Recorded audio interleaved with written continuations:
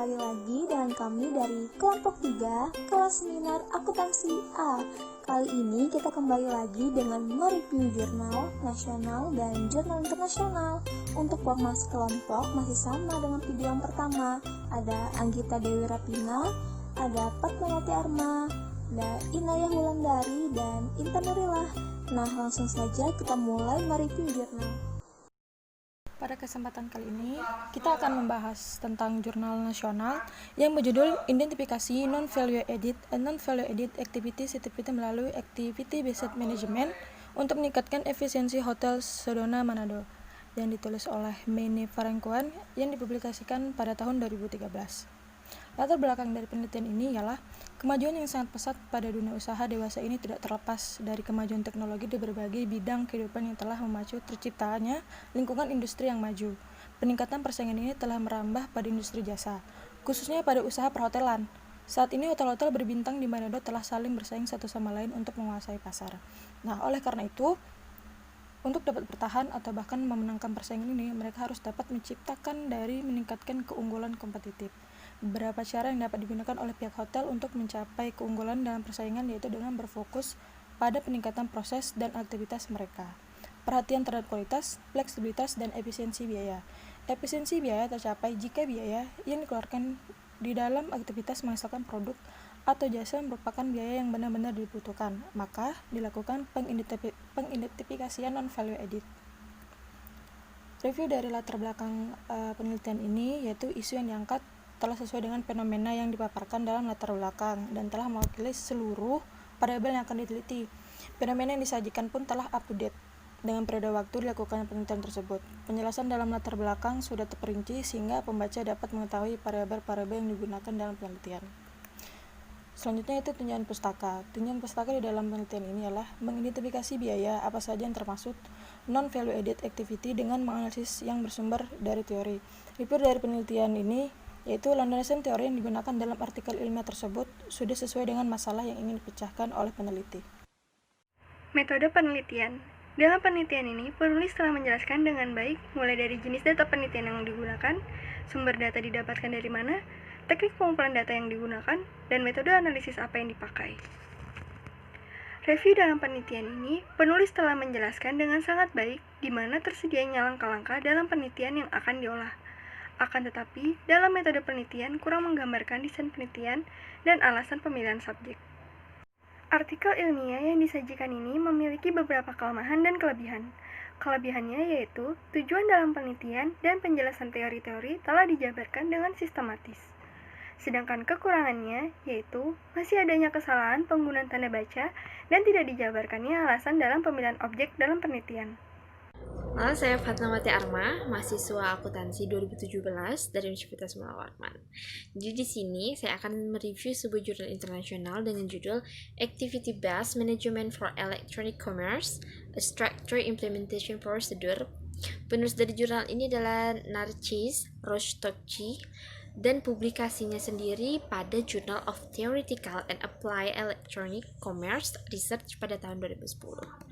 Jadi latar belakang dari penelitian ini, internet saat ini telah menjadi cara standar untuk melakukan bisnis.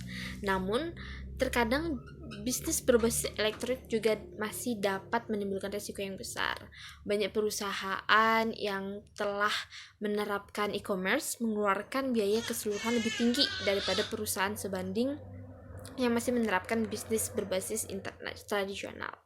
Jadi ABC atau Activity Based Costing adalah sistem manajemen biaya yang telah terbukti berhasil dalam mengendalikan biaya pada perusahaan tradisional. ABC lebih andal dalam memberikan perkiraan biaya yang akurat untuk berbagai objek seperti produk, pelayanan, proses, proyek, atau segmen pelanggan. Analisis ABC merupakan dasar untuk penentuan Activity Based Management atau EBM. Dengan demikian, penelitian ini membahas penerapan EBM khusus untuk perusahaan yang menerapkan e-commerce. Review saya pada jurnal di sini adalah peneliti belum menuliskan latar belakang yang kurang menyinggung fenomena yang mendasari dilakukannya penelitian. hanya membahas perbandingan penggunaan metode tradisional dan metode ABC, namun tidak terfokus pada penjelasan yang akan diteliti. Terus keterbatasan dalam penulisan juga mempengaruhi penjelasan yang dipaparkan oleh peneliti, sehingga pembaca harus menelaah dan mencari tahu hingga memahami lebih dalam. Lalu ada kajian teori. IBM didefinisikan sebagai penerapan jumlah langkah manajerial yang timbul berasal dari output analisis ABC. Tindakan manajerial ini dapat dibagi menjadi dua kategori utama, IBM operasional dan IBM strategi. IBM operasional berusaha untuk meningkatkan apa yang sudah ada, sementara IBM strategi berusaha untuk mencari perubahan besar.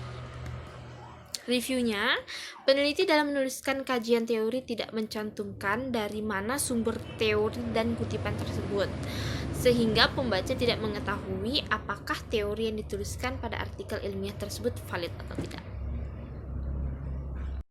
Selanjutnya, metode penelitian.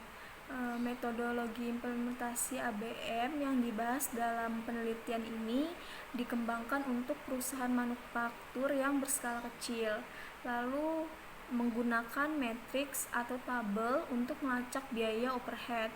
Selanjutnya itu sampel penelitiannya dari perusahaan highqualitytools.com atau HiQ2. Review. Peneliti telah memaparkan secara rinci langkah-langkah pelaksanaan prosedur penelitian pada e-commerce dan telah memuat sampel penelitian beserta alasan mengapa peneliti memilih perusahaan tersebut. Namun dalam artikel ilmiah ini peneliti tidak mencantumkan secara jelas data apa saja yang dibutuhkan dalam menganalisis. Sebaiknya peneliti memasukkan dengan rinci jenis data, sumber data, dan metode yang digunakan. Selanjutnya yaitu kelebihan dari jurnal ini. Yang pertama adalah secara keseluruhan teknik penulisan terlihat rapi dengan memperhatikan tanda baca, kalimat yang digunakan dapat diterjemahkan dengan mudah. Lalu penulis menggambarkan langkah prosedur penelitian. Selanjutnya penulis mencantumkan data-data hasil sampel secara rinci. Untuk kekurangan dari jurnal ini, yang pertama alur pembahasan yang dimuat pada artikel ilmiah tersebut masih kurang sistematis dan tidak mencantumkan sumber kutipan pada kajian teori yang seharusnya dimuat agar pembaca mengetahui dari mana teori tersebut didapat.